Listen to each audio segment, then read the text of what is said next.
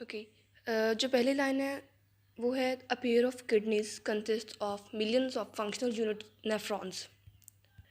अब यहाँ पर जो एमसीक्यू पहला बन सकता है वो है अ पेयर ऑफ किडनीज की जगह वो कोई और ऑप्शन दे सकते हैं, जैसा कि अ सिंगल किडनी या फिर अ पेयर ऑफ किडनीज या मल्टाई किडनीज, या फिर इसी तरह कोई और ऑप्शन दे सकते हैं, नन ऑफ दीज या बोथ ऑफ दीज। तो जो करेक्ट ऑप्शन है वो है a pair of kidneys. A pair of kidneys consists of dash number of functional unit of nephrons. अब इस ब्लैंक में मिलियंस आ सकता है, थाउजेंड आ सकता है, हंड्रेड आ सकता है। तो जो करेक्ट ऑप्शन है वो है millions of functional unit nephrons. और अब जो तीसरा एमसीक्यू बन सकता है वो इस तरह के a pair of kidneys consist of millions of dash unit of nephrons. तो डैश की जगह आ सकता है स्ट्रक्चरल, स्ट्रक्चरल या फंक्शनल या बोथ स्ट्रक्चरल एंड फंक्शनल या नन ऑफ दीज। तो जो राइट ऑप्शन है वो है फंक्शनल यूनिट। और इस तरह का एमसीक्यू आ सकता है a functional unit of kidney is called. तो जो करेक्ट ऑप्शन है वो है nephron. The nephrons have extensive blood supply via the renal arteries which leave each kidney via the renal vein। अब यहाँ पर इस तरह एमसीक्यू आ सकता है कि the nephrons have dash blood supply via the renal arteries, limited, extensive या कोई और ऑप्शन दे सकते हैं।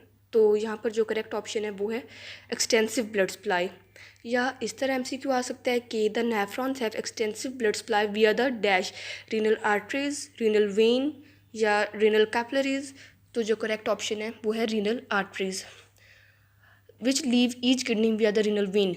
अब यहाँ पर जो विच है वो ब्लड है, ब्लड लीव ईच किडनी विया द रीनल वेन। या इस तरह एमसीक्यू आ सकता है या फिर आ सकता है ब्लड लीव ईच किडनी विया द डैश। तो वो जो करेक्ट ऑप्शन है वो है renal vein. The function of kidney and blood in clearing waste is very evident from the fact that weight of kidneys account for less than 1% of the total body weight while receive 20% of blood supplied with each cardiac beat। अब यहाँ पर MCQ इस तरह बन सकता है कि the function of kidney and blood in clearing waste is very evident from the fact. फिर आगे आपको मुख्तलिफ ऑप्शन दे सकते हैं। तो जो करेक्ट ऑप्शन होगा वो होगा कि it receives 20% of blood with each cardiac beat. या फिर इस तरह एमसीक्यू आ सकता है the function of kidney and blood is dash. तो वहाँ पर मुख्तलिफ ऑप्शन दे सकते हैं। तो जो करेक्ट ऑप्शन होगा वो होगा क्लियरिंग वेस्ट। या फिर इस तरह एमसीक्यू आ सकता है each kidney receives dash amount of blood. तो वो है 10%, क्योंकि हमारे जो बॉडी है उसमें 2 किडनीज़ हैं और यहाँ पर है वेट ऑफ किडनीज़। उन्होंने किडनी नहीं कहा, किडनीज़ का है, मतलब दोनों को उन्होंने स्पेसिफाई किया है। Weight of kidneys accounts for less than 1% of the total body weight while receive 20% of blood supplied with each cardiac beat. मतलब अगर 2 किडनीज को 20% ब्लड मिल रहा है तो एक किडनी को कितना मिल रहा है, इट इज़ 10%।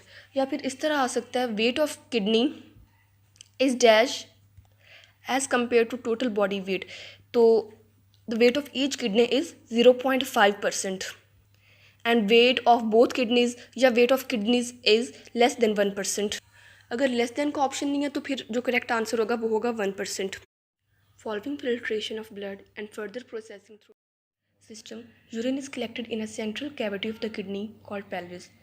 यहाँ पर एमसीक्यू आएगा after further processing urine is collected in a dash cavity of the kidney. तो जो करेक्ट ऑप्शन है वो है central cavity of the kidney pelvis. या फिर इस तरह एमसीक्यू आ सकता है a central cavity of the kidney is called dash. तो उसमें जो करेक्ट ऑप्शन है वो है पेल्विस। अब नेक्स्ट एमसीक्यू इस तरह बनेगा urine leaves the kidney through a duct ureter.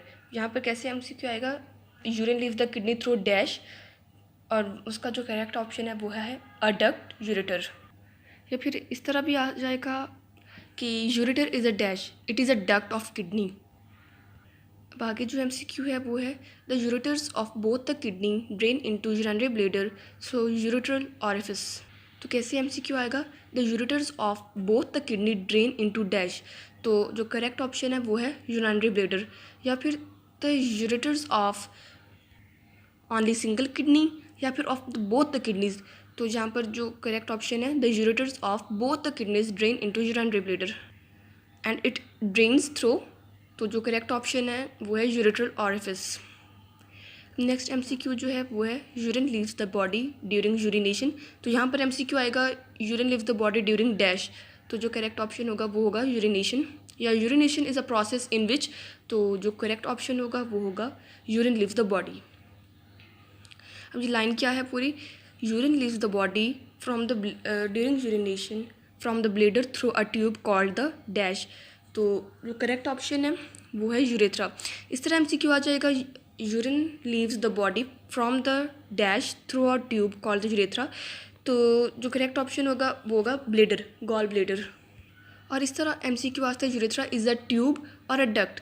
तो जो करेक्ट ऑप्शन होगा वो होगा ट्यूब। और डक्ट कौन सी है, ureter is a duct and urethra is a tube. Urethra empties near the dash in females. तो करेक्ट ऑप्शन है वजाइना इन फीमेल्स और through the dash in males it is penis. Vagina in females and through the penis in males. ये जितने भी mechanism होते हैं ये सारे बहुत इंपॉर्टेंट होते हैं और इनमें से कोई ऐसी लाइन नहीं होती जहाँ से एमसीक्यू नहीं आ सकता। ये तकरीबन सारा ही बहुत इंपॉर्टेंट है। ख़ास तौर पर ये जो टॉपिक है ह्यूमन यूरिनरी सिस्टम, ये बहुत इंपॉर्टेंट टॉपिक है। या फिर इस तरह कह सकते हैं कि चैप्टर 15 में जितने भी आप लोगों के टॉपिक स्पेसिफाई किए गए हैं उनमें जो सबसे इंपॉर्टेंट है वो है ह्यूमन यूरिनरी सिस्टम, और इसको आपने बहुत ध्यान से पढ़ना है। Sphincter muscles near the junction of the urethra and the bladder control the urine in bladder. अब इस तरह एमसीक्यू आ सकता है what controls the urine in the bladder. तो जो आंसर है वो है स्फिंक्टर मसल्स। या फिर what is the location of the sphincter muscles. तो आंसर है near the junction of the urethra and the bladder. ये पूरी लाइन बहुत इंपॉर्टेंट है कि sphincter muscles near the junction of the urethra and the bladder control the urine in bladder. अब again वही line है, the functional unit of kidneys is nephrons. In human kidneys it is arranged along 2 distinct regions. अब किस तरह MCQ आएगा, nephrons in human kidneys are arranged along 2 dash regions. तो आ जाएगा 1 रीजन, 2, 3, 4। तो जो करेक्ट ऑप्शन है वो है 2 डिस्टिंक्ट रीजन्स। और वो रीजन कौन से हैं, या फिर इस तरह एमसीक्यू आ जाएगा व्हाट आर दोज रीजन्स। या फिर इस तरह स्टेटमेंट आ सकती है nephrons are arranged along dash and dash. तो जो करेक्ट ऑप्शन है वो है outer cortex and the nephrons arranged along the cortex are called as cortical. यहाँ पर एमसीक्यू आएगा, कैसे आएगा कि the nephrons arranged along dash are called as cortical. तो ब्लैंक का जो करेक्ट ऑप्शन है वहाँ पर जो मुख्तलिफ ऑप्शन आ सकते हैं वो कॉर्टेक्स है, मेडुला है, या बिटवीन कॉर्टेक्स एंड मेडुला है। तो जो करेक्ट ऑप्शन है वो है कॉर्टेक्स। या फिर इस तरह एमसीक्यू आएगा कि the nephrons arranged along the cortex are called dash. तो जो राइट ऑप्शन है वो होगा कॉर्टिकल। और nephrons which are arranged along the border of cortex and medulla with their tubular system looping deep into inner medulla are called juxta medullary nephrons. यहाँ पर कैसे MCQ आएगा, juxta medullary nephrons are arranged along dash. तो जो correct option है along the border of cortex and medulla. इस तरह आ सकता है कि between the cortex and medulla, या फिर along the border of medulla and cortex, या किसी तरह भी ऑप्शन दे सकते हैं। तो जो करेक्ट ऑप्शन है वो है along the border of cortex and medulla. और इस तरह एमसीक्यू आ सकता है the tubular system of juxta medullary nephrons are looping into dash. तो जो करेक्ट ऑप्शन है वो है डीप इन इनर मेडुला। इस तरह या फिर एमसीक्यू आएगा कि, या फिर उसके जो ऑप्शंस हैं वो इस तरह बन सकते हैं कि हाँ, deep in outer medulla, deep in cortex, या फिर कुछ भी एमसीक्यू आ सकता है। तो जो करेक्ट ऑप्शन है वो है डीप इन इनर मेडुला।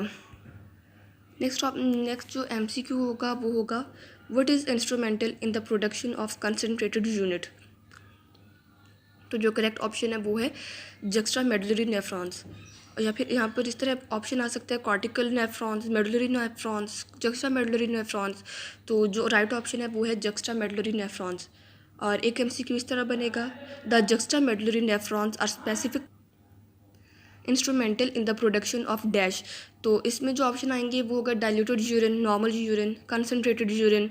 तो जो करेक्ट ऑप्शन होगा वो होगा in each nephron inner end forms a cup shaped swelling called Bowman's capsule.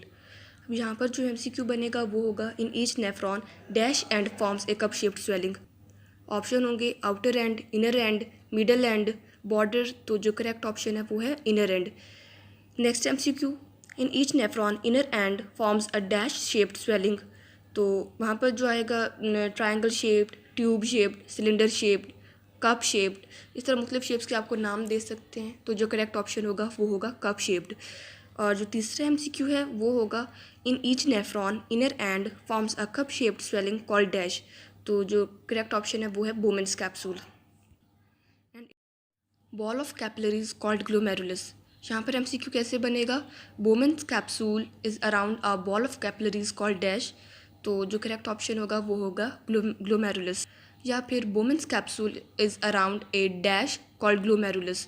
तो उसमें जो जो मुख्तलिफ ऑप्शन दे सकते हैं वो होगा ball of arteries, ball of veins, ball of capillaries. तो जो करेक्ट ऑप्शन होगा वो होगा बॉल ऑफ कैपिलरीज।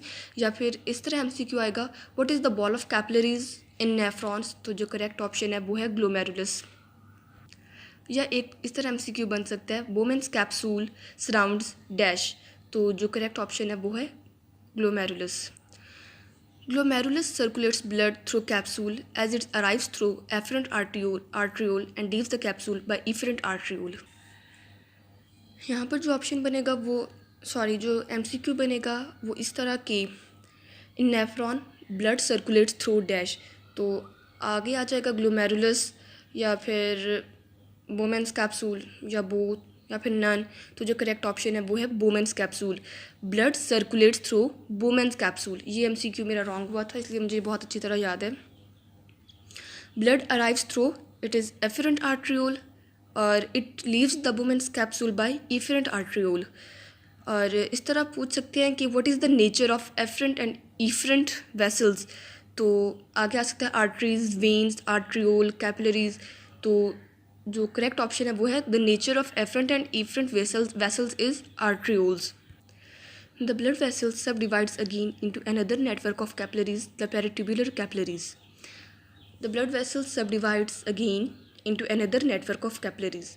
यहाँ पर ब्लड वेसल्स का क्या मतलब है? इट इज़ इफरेंट आर्ट्रियोल, क्योंकि जब इफरेंट आर्ट्रियोल कैप्सूल से निकलेगी तब वो सब डिवाइड होती है into another network of capillaries, और उन कैपिलरीज को फिर कहते हैं पेरिट्यूबुलर कैपिलरीज। या फिर इस तरह MCQ आ सकता है, peritubular capillaries are derived from. तो जो करेक्ट ऑप्शन है वो है इफरेंट आर्ट्रियोल। या फिर इस तरह MCQ आएगा, the subdivision of efferent arteriole gives rise to peritubular capillaries and peritubular capillaries intermingle with the loop of Henle, proximal convoluted tubule और डिस्टल कन्वोल्यूटेड टिब्यूल। एक ये भी MCQ आया था जो मेरा रॉन्ग था। ये MCQ डायग्राम से बना और ये शायद MDCAT में आया था। अगर आप लोग डायग्राम देखेंगे तो वहाँ पर आप लोग देख रहे होंगे कि इफरेंट आर्ट्रियोल जब कैप्सूल से निकलती है तो वो सब डिवाइड होती है और उसे फिर जो नाम दिया जाता है वो है पेरिट्यूबुलर कैपिलरीज। फिर पेरिट्यूबुलर कैपिलरीज आगे इंटरमिंगल हो रही हैं प्रॉक्सिमल कन्वोल्यूटेड टिब्यूल और डिस्टल कन्वोल्यूटेड टिब्यूल से। तो आप लोगों ने जो डायग्राम्स हैं उन्हें बहुत गौर से देखना है और हर एक चीज़ को देखना है कि कौन सी वेसल कहाँ जा रही है, कहाँ पर डिवाइड हो रही है, उसे फिर क्या नाम दिया जा रहा है। इस तरह आगे जो नेक्स्ट लाइन है वो है Bowman capsule continues as extensively convoluted proximal tubule loop of ball Henle and the distal tubule which empties into collecting tubules. अब आगे ये इस तरह MCQ सीधा सीधा ही आएगा कि बोमेन capsule continues extensively dash dash dash, इस तरह। तो जो करेक्ट ऑप्शन हैं वो proximal tubule, loop of handle and distal tubule. और फिर आगे ये तीनों कहाँ एम्प्टी हो रहे हैं? It is emptying into collecting tubules. ये MCQ यहाँ पर इस तरह बनेगा कि dash empties into collecting tubules, proximal tubule, loop of handle, distal tubule. तो जो करेक्ट ऑप्शन है वो है distal tubule empties into collecting tubules. फिर आगे कलेक्टिंग टिब्यूल कहाँ ओपन हो रही है? The collecting tubules open into pelvis. The filtrate from glomerulus passes through these structures and is processed ultimately for urine formation। अब यहाँ पर these स्ट्रक्चर्स में कौन कौन से हैं? वो है proximal tubule, loop of handle, distal tubule and collecting tubule. यहाँ एक MCQ इस तरह आ सकता है, the filtrate from glomerulus is processed ultimately for dash. तो उसमें जो करेक्ट ऑप्शन है वो है यूरिन फॉर्मेशन। अब देखिए यहाँ पर वो लाइन आ गई है, the peritubular capillaries intermingle with proximal and distal tubules of the nephron. ये जो मैंने आपको पहले बताया था। और पेरिट्यूबुलर कैपिलरीज बनी कैसे हैं? It is being formed by the subdivision of efferent arterioles. In juxtamedullary capillaries extend down to form a loop of vessels called vasa recta. यहाँ पर कैसे MCQ आ सकता है, in dash nephron additional capillaries extend down to form a loop of vessels vasa recta. तो वहाँ पर cortical, medullary, juxta medullary मुख्तलिफ ऑप्शन आ सकते हैं। तो जो करेक्ट ऑप्शन है वो है जक्स्ट्रा मेडुलरी नेफ्रॉन्स। एक दूसरा MCQ इसी लाइन से कैसे बन रहा है, in juxtamedullary nephrons additional capillaries extend down to form a dash. तो जो करेक्ट ऑप्शन है वो है अ लूप ऑफ वेसल्स। या एक MCQ इस तरह आ सकता है, in juxtamedullary nephrons additional dash extend down to form a loop of vessels vasa recta. तो वहाँ पर एडिशनल आर्टरीज, वेन्स, कैपिलरीज। तो जो करेक्ट ऑप्शन है वो है कैपिलरीज। और एक और MCQ इस तरह बनेगा, in juxtamedullary nephrons additional capillaries extend down to form a loop of vessels called dash. तो जो करेक्ट ऑप्शन है वो है वेजर रेक्टा।